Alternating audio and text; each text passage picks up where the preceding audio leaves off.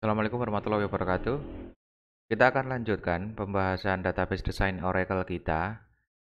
Sekarang sudah masuk di section ke-8 bagian keempat, yaitu Drawing Convention for Readability. Jadi convention convention itu kesepakatan gitu ya, atau sesuatu yang sudah disepakati secara umum mengenai drawing atau mengenai bagaimana menggambar ER diagram untuk for readability supaya bisa keterbacaan tinggi atau supaya bisa mudah dibaca. Karena ER diagram ini kan ya karena namanya diagram itu notasinya ada notasi mau diletakkan dimanapun kan sebenarnya bisa. Tapi untuk meletakkannya itu ada convention-convention khusus supaya nanti gambarnya itu bisa atau lebih mudah dibaca. Objektif di slide ini yaitu menerapkan convention gambar Oracle ke diagram model data. Kemudian mengidentifikasi high volume entity. Jadi nanti topiknya salah satunya adalah terkait high volume entities. Nah, sebagai nanti istilahnya dipusatkan gitu ya. Berpusatnya ke high volume entities. Kemudian nanti expand-nya menggambar ya. Cara menggambarnya itu di entitas yang bukan high volume. Kemudian menggambar ulang data model diagram yang diberikan untuk meningkatkan clarity dan readability. Ada data yang ya mungkin masih belum mengikuti convention, perlu dirubah. Kemudian mengenali kegunaan dividing a complex ERD menjadi jumlah fungsional sub diagram. Jadi membelah ERD yang kompleks itu menjadi beberapa bagian fungsional sub diagram atau penggambaran diagram di masing-masing fungsinya. Purpose atau untuk kenapa kita mempelajari ini? Nah, bagaimana jika sebuah pembuat sepatu membuat ukuran mereka sendiri? Jadi setiap merek itu punya ukuran sendiri-sendiri dan dia nggak ngikuti convention. Mau dikasih ukuran nomor 38, 40, itu ya suka-suka dia ukurannya seberapa. Nah, itu pasti nanti akan berbeda-beda. Ya walaupun sekarang juga untuk masing-masing brand mungkin ada perbedaannya sedikit gitu ya. Tapi kalau di ukuran sepatu atau di baju gitu ya, itu kan ada convention-nya. Kalau yang mengeluarkan sama-sama dari misalkan Amerika, itu ukurannya itu ada size-nya yang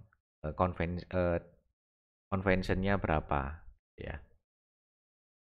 Jadi, maksudnya convention atau tujuannya mempelajari convention itu untuk itu supaya semua yang mengeluarkan itu bisa nanti yang barangnya yang dikeluarkan itu hampir mirip-mirip size-nya atau ukurannya. Bagaimana jika setiap arsitek menggunakan sistem yang berbeda untuk menggambar building plan? Ya pakai aplikasinya beda-beda, nggak ada aplikasi yang mungkin baku gitu ya, atau yang banyak dipakai. Mengikuti convention yang sama membuatnya lebih mudah untuk bekerja sebagai tim. Jadi kalau conventionnya sama, itu nanti ketika diperlukan bekerja tim, tidak bekerja sendiri ya, itu bisa lebih mudah. Nah ini penjelasan hanya mengenai convention saja. Sebenarnya convention itu seperti apa gitu ya. Kemudian eh, large ER diagram drawing convention. Semakin besar dan rumit ERD, semakin sulit pula untuk meletakkan pieces dalam format yang clear dan readable. Jadi semakin gambarnya kompleks, readability-nya sebenarnya akan semakin menurun. Ada dua convention gambar yang banyak digunakan. Jadi prinsip utamanya adalah penempatan high volume entity di kiri atas halaman. Jadi kalau Anda punya halaman kertas kosong, high volume entity itu di kiri atas atau di kanan bawah. Jadi yang entitas yang dia berelasinya ke banyak atau di tengah-tengah gitu ya. Jadi high volume entity itu di kiri atas halaman atau di kanan bawah. Ya, Tidak penting konvensi mana yang diikuti antara dua tersebut, tetapi pilih satu dan cobalah untuk menggunakan secara konsisten. Nah, untuk melatih Anda nanti ketika menggambar supaya langsung mengikuti convention, ya Anda pilih salah satu dari ini, kemudian Anda konsisten menggambarnya pakai cara tersebut. High volume entity adalah entitas yang memiliki banyak instance. Jadi bukan sekedar relasinya banyak saja, tapi instance atau recordnya itu nanti yang akan paling banyak. Kalau entitas-entitas yang eh, saya sebut atomik gitu ya, atau entitas-entitas yang misalkan item barang, itu satu kali pencatatan instance-nya itu kan hanya ketika barang tersebut didaftarkan atau masuk. Tidak perlu diulang-ulang lagi. Nah, entitas yang high volume itu yang entitas yang transaksional. Jadi yang transaksinya nanti berlaku setiap waktu, setiap hari, ya dan seterusnya. Sehingga kalau ada yang transaksional seperti itu kan nanti eh, instance-nya akan dibuat berulang-ulang. Dan itu yang disebut high volume entity. Nah, recordnya nanti bakal banyak. High volume entity sering merupakan entity sentral atau lebih penting dalam IR diagram. Ini akan memiliki jumlah relationship terbanyak dengan entity yang lain, dan sebagian besar fungsi bisnis akan mempengaruhi data yang disimpan dalam entitas ini. Jadi di entitas transaksional atau di intersection entity, nah itu yang high volume entity. Nah, kalau di sini dicontohkan ada yang ya penggambarannya ya. Jadi di sini nggak mencontohkan ini tentang apa, tapi di sini hanya menggambarkan. Misalkan A dan B ini high volume entity, maka dia digambar kalau di sini ya pojok kiri atas. Nah, jadi di sini digambar di pojok kiri atas. A dan B adalah high volume entity, digambar. Terus kemudian di expandnya itu ke kanan dan ke bawah. Karena ini sudah di pojok kiri atas ya. Jadi expandnya itu ke kanan dan ke bawah. Ketika high volume entities berada di bagian kiri atas, HRD crossfit akan cenderung mengarah ke south dan east. Ya, jadi kalau ada expansionnya itu mengarah ke bawah boleh, ke kanan boleh. Itu kalau menggunakan selatan dan timur gitu ya.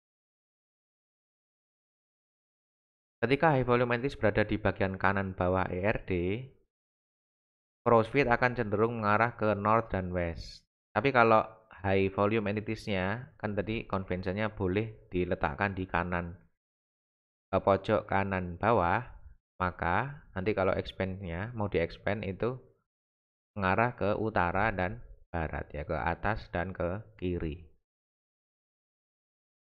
Gitu. Clarity is key. Gunakan convention dengan bijaksana. Tujuan utama diagram untuk representasi model yang digunakan untuk keperluan komunikasi. Oleh karena itu, jangan sampai convention mengganggu keterbacaan dan kejelasan. Jadi convention memang baik untuk diterapkan ya, supaya maksudnya kan ingin memudahkan readability. Jadi Anda nanti bisa mulai belajar menerapkan convention tersebut supaya nanti ketika menggambar langsung otomatis bentuknya sesuai convention tersebut. Karena ketika menggambar diagram itu kan menggambarnya biasanya suka-suka. Jadi mana kira-kira yang terpikir entitas yang utama dulu. Nah itu ya asal digambar saja.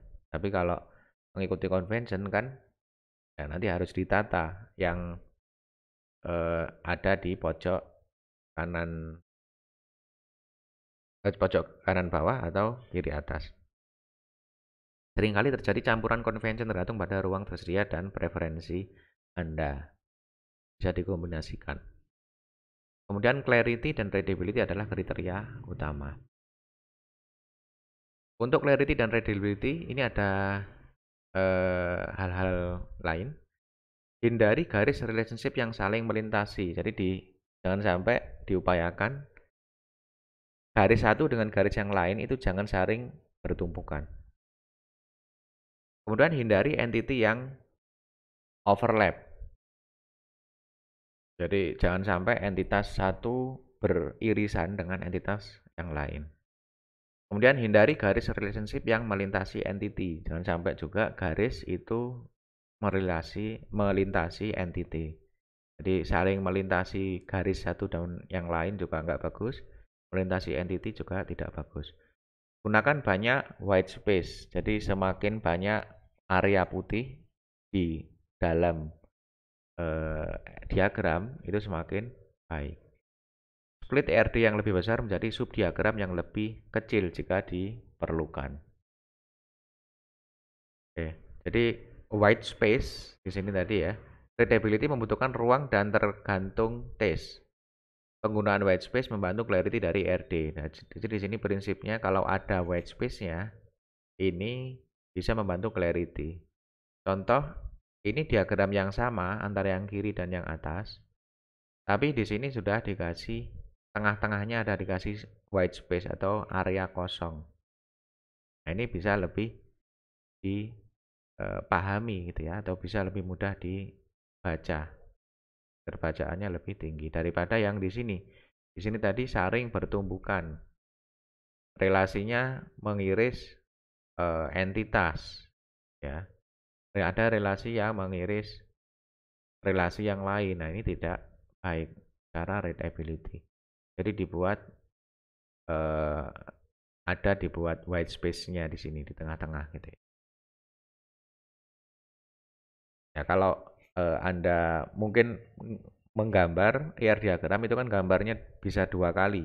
Jadi yang pertama digambar yang terpikirkan mana dulu, itu ya asal boleh. Tapi kalau sudah mau diberikan ke orang lain, itu kan supaya orang lain mudah membaca, itu perlu dirapikan menggunakan convention tadi. Ya. Kemudian menggunakan subdiagram. Ketika ada diagram yang sangat besar, pecah jadi diagram yang lebih kecil dari entity yang terkait secara fungsional. Jadi, kalau ada diagram, ER diagram yang sangat besar, itu dipecah-pecah menjadi subdiagram yang fungsionalnya masing-masing. Jadi, misalkan ada employee, ada departemen, ada job. Ini untuk melacak fungsional tertentu. Ya. Nanti ada